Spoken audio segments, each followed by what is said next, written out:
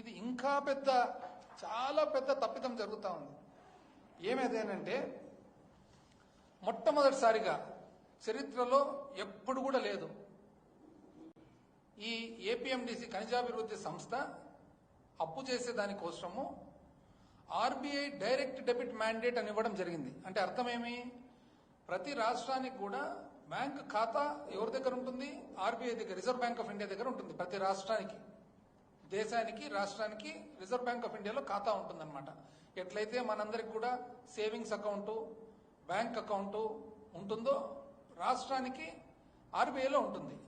ఈరోజు ఎటువంటి వెసులుబాటు ఇచ్చినారంటే, ఏ కారణం వలన ఒకవేళ ఆంధ్రప్రదేశ్ రాష్ట్ర ఖనిజాభివృద్ధి సంస్థ అప్పు అంటూ కట్టలేకుంటే టైం లోపల, అంటే ఇప్పుడు ఈ నెల జూన్ లోపల 3,489 కోట్లు ఏదైతే అప్పు చేయడం జరిగిందో ఒక కంతు ఉంటుంది. ఆ కంతు ఒకవేళ ఆంధ్రప్రదేశ్ రాష్ట్ర ఖనిజాభివృద్ధి సంస్థ ఏపీఎండిసి కట్టలేకుంటే అప్పుదారులు డైరెక్ట్ గా రాష్ట్రానికి సంబంధించిన ఆర్బీఐలో ఉండే అకౌంట్ నుంచి డబ్బులు డ్రా చేసుకునే దానికి వెసులుబాటు ఇచ్చినారు. నాకు తెలిసి ఎక్కడ చరిత్రలో ఇక్కడ లేదు, రాష్ట్ర చరిత్రలో అయితే లేనే లేదు, దేశ చరిత్రలో కూడా నాకు తెలిసి ఇటువంటి దాఖలాలు ఉండవని చెప్పి నేను అనుకుంటూ ఉన్నాను.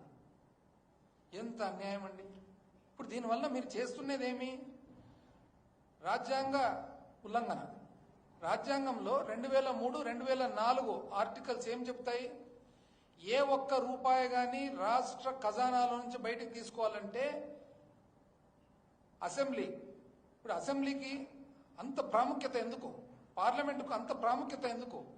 ఎన్నో బాధ్యతల్లో భాగంగా రాష్ట్రంలో, దేశంలో ఉన్న ప్రతి పౌరునికి సంబంధించిన ధనము కానీ వారి శ్రేయస్సు కానీ వాళ్ళ చేతిలో పెట్టడం జరుగుతుంది 5 సంవత్సరాల కాలపరిమితి. ఈరోజు 203 ఆర్టికల్ ప్రకారము ఏదైనా కానీ ఒక డిపార్ట్మెంట్కు డబ్బులు రావాలనంటే అసెంబ్లీలో ఎమ్మెల్యేలు ఒకవేళ వాళ్ళు ఓట్ చేస్తేనే, సమ్మతం తెలిపితేనే ఇచ్చేదానికి ఉంటుంది.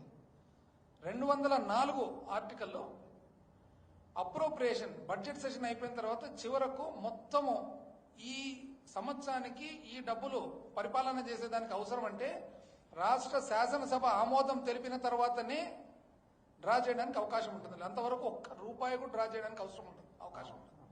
ఓన్లీ గవర్నర్ గారికి ప్రత్యేకమైన కోర్టుకు సంబంధించినవి తప్ప మిగతా ఎక్కడ కూడా 1 రూపాయి తీసుకునే దానికి అవకాశం ఉండదు. అదేవిధంగా 293/1 రాజ్యాంగంలో, అంటే ఒకవేళ రాష్ట్రము ఏదన్నా కానీ అప్పు చేయాలంటే రాష్ట్రానికి సంబంధించిన కన్సాలిడేటెడ్ ఫండ్ ఏదైతే ఉంటుందో, రాష్ట్రానికి సంబంధించిన అకౌంట్ ఏమైతే ఉంటుందో దాన్ని తాకట్టు పెట్టి చేసేదానికి ఒక అసెంబ్లీకి తప్ప ఎవరికి, శాసన తప్ప ఎవరికి లేదు హక్కు. ఈ 3 కూడా ఉల్లంఘన జరుగుతున్నాయి. 203 ఆర్టికల్, 204 ఆర్టికల్, 293/1.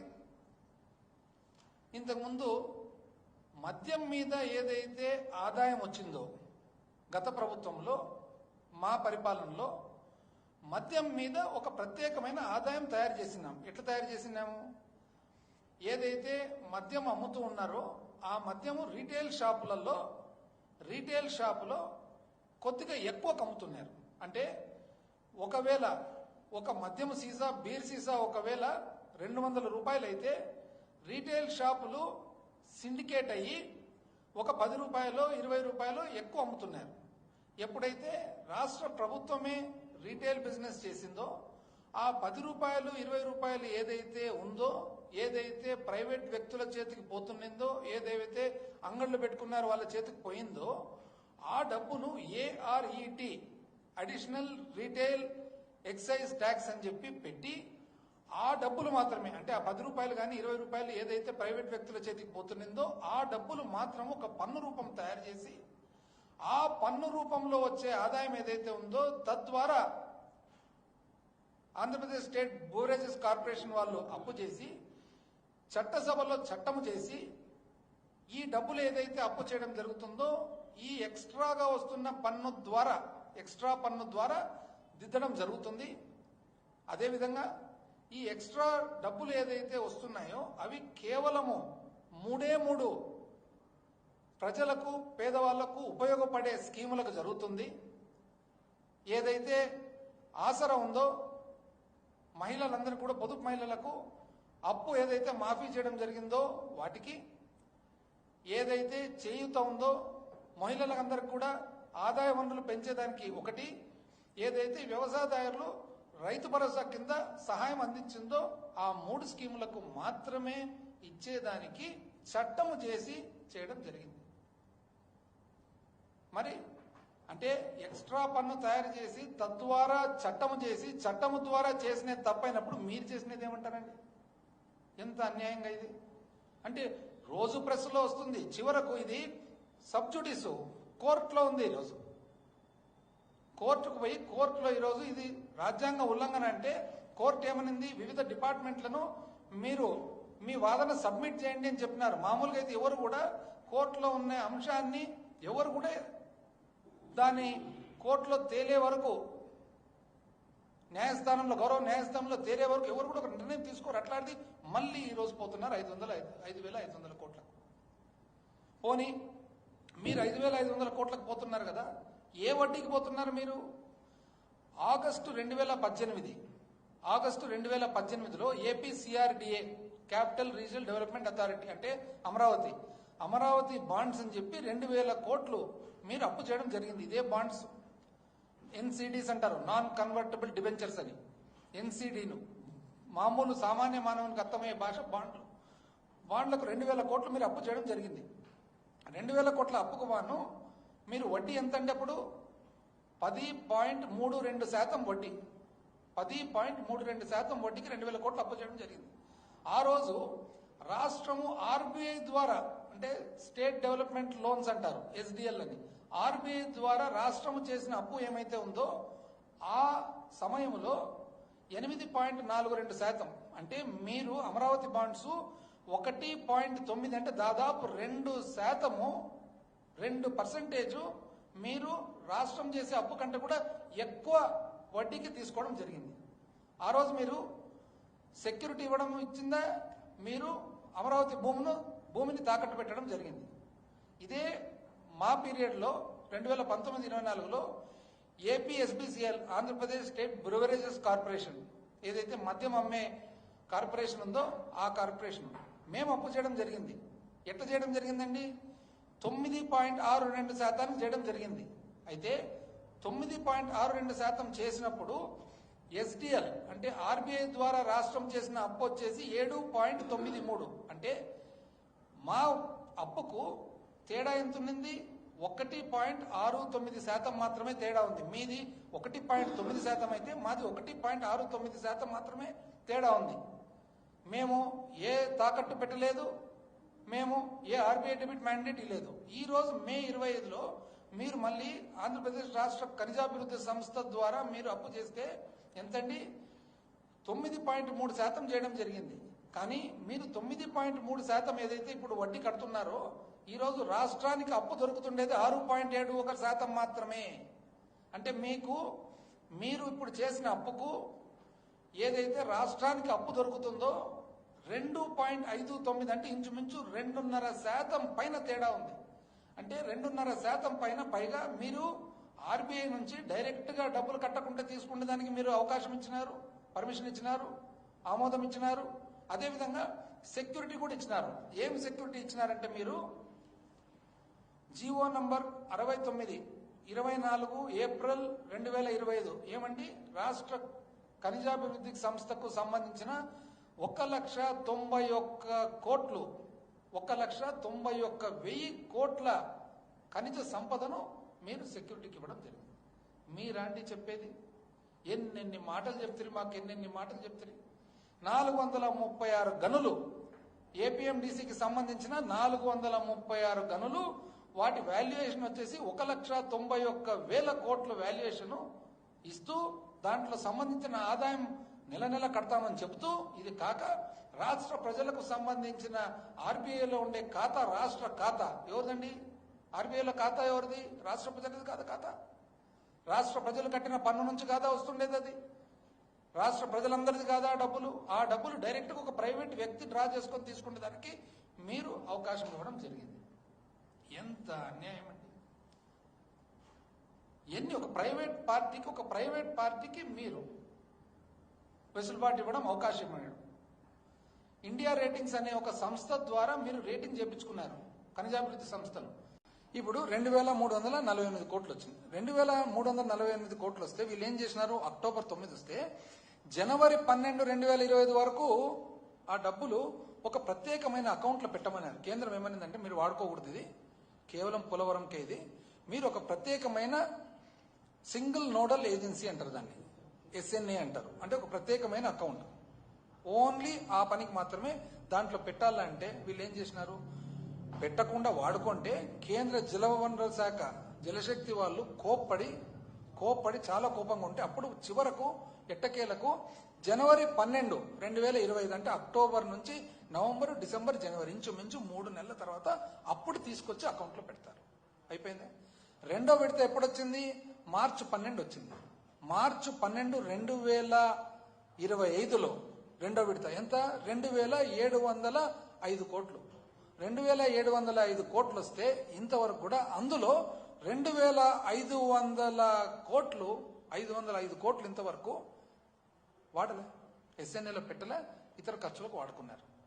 అంటే ఇప్పుడు దాన్ని తల్లికి వందనానికి వాడుకున్నట్లే కదా లెక్క, అంతే కదా. ఇప్పుడు పోలవరం డబ్బులు వచ్చినాయి, పోలవరం డబ్బులు మీరు పోలవరానికి వాడలే, బ్యాంకులో లేదు, ఎక్కడ ఉన్నట్లది?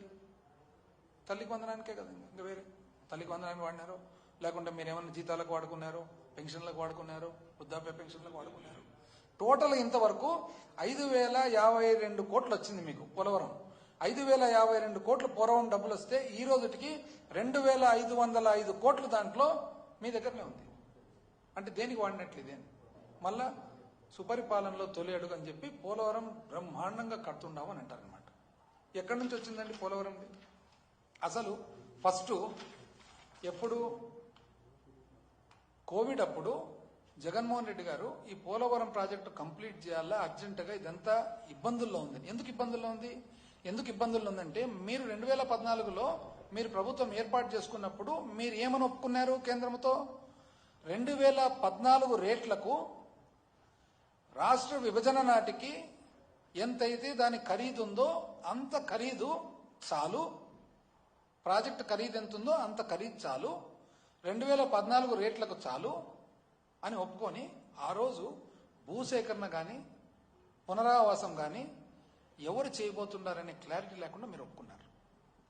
అందులో మళ్ళా ఏది 2013లో మీకు తెలిసి కూడా భూసేకరణ చట్టం మారి భూమి సేకరించాలంటే 3 అంతలు 4 అంతలు అవుతుందని తెలిసి కూడా 2019 వరకు వచ్చేటప్పటికి మీరు ఏదైతే అందాజుగా 30,000 కోట్లు అయ్యే ప్రాజెక్టు వ్యయం ఒప్పుకున్నారో 55,000 కోట్లు ప్రాజెక్టు వ్యయం అవుతుందని తేలిన తర్వాత మేము 2019లో ప్రభుత్వం ఏర్పాటు చేసుకున్న తర్వాత పలుసార్లు జగన్మోహన్ రెడ్డి గారు ప్రధానమంత్రి గారితో మాట్లాడి ఫైనల్గా ఏమైందంటే 55,000 కోట్ల ప్రాజెక్ట్ ఏదైతే ఉందో ఇంచుమించు అది 48,000 కోట్ల అప్రూవల్ తీసుకొని దానికి గాను ఆ అకౌంట్లోకి 12,000 చిల్లర కోట్లు ఇస్తామని చెప్పి కేంద్రంతో ఒప్పించుకోవడం జరిగింది. అది కేబినెట్కి పోయింది ఆమోదాన్ని.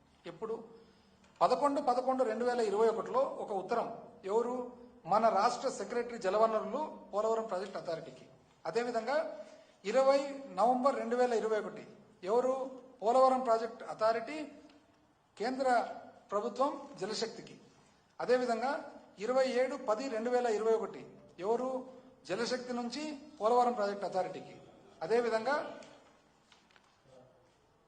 సెంట్రల్ వాటర్ కమిషన్ CWC ఎప్పుడు? 22/12/2021. అదేవిధంగా 24 డిసెంబర్ 2021 పోలవరం ప్రాజెక్ట్ అథారిటీ ఎవరికి? ఆంధ్రప్రదేశ్ రాష్ట్ర ప్రభుత్వానికి కరస్పాండెన్స్ సేమ్ ఇదే. అంటే ఈ బ్యాలెన్స్ డబ్బులు ఎట్లా అనే దాని మీద. తర్వాత 10/1 జనవరి 2022 ఎవరు? ఇక్కడ రాష్ట్ర సెక్రటరీ జలవనరుల శాఖ సెక్రటరీ పోలవరం ప్రాజెక్ట్ అథారిటీకి లెటర్. అదేవిధంగా 20 జనవరి 2022 ఎవరు? పోలవరం ప్రాజెక్ట్ అథారిటీ నుంచి సెంట్రల్ వాటర్ కమిషన్ కు.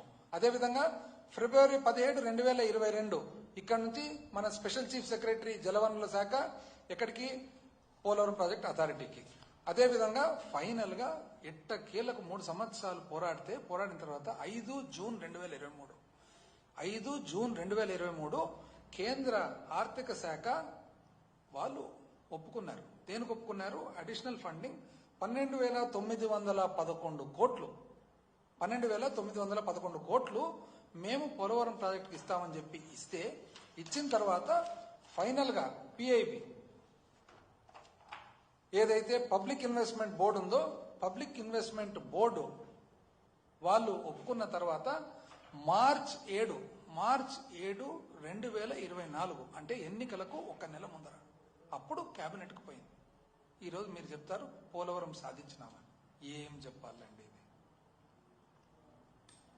అసలు ఆశ్చర్యంగా ఇది. అసలు పోలవరం ప్రాజెక్టు మేమే మొదలు పెట్టినామంటారు. మీరేనండి 2005లో మొట్టమొదటిసారిగా పర్యావరణ శాఖ అప్లికేషన్ పెట్టలేదా? ఎవరండి అప్పుడు ముఖ్యమంత్రి? 2005లో కేంద్ర ప్రభుత్వానికి పోలవరం ప్రాజెక్టు కట్టాలని పర్యావరణ శాఖ, అరణ్య శాఖ అప్రూవల్ కోసము అప్పుడు ఎవరండి ముఖ్యమంత్రి?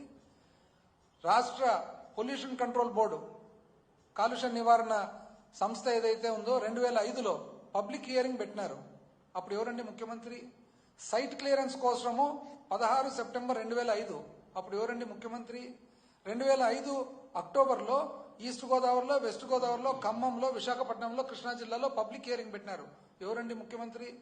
25 అక్టోబర్ 2005 కేంద్రము క్లియరెన్స్ ఇచ్చింది పర్యావరణ శాఖ. ఎవరండి ముఖ్యమంత్రి? అరణ్య శాఖ. ఎవరండి ముఖ్యమంత్రి? 12 డిసెంబర్ 2005 ఎవరండి ముఖ్యమంత్రి? చివరకు ఏదైతే వైల్డ్ లైఫ్ ఉందో, జంతువులు ఉన్నాయో 10/7/2006 ఎవరండి ముఖ్యమంత్రి? పోలవరం ప్రాజెక్టు మీరే కడుతున్నట్లు అందరూ చెప్పడమే, అందరూ మాట్లాడడమే. దాన్ని మీరేసిన చిక్కుముడి ఇప్పేదానికి మాకెంత శ్రమ పట్టిందో మాకు తెలియని వాళ్ళకి మాకు తెలుసు.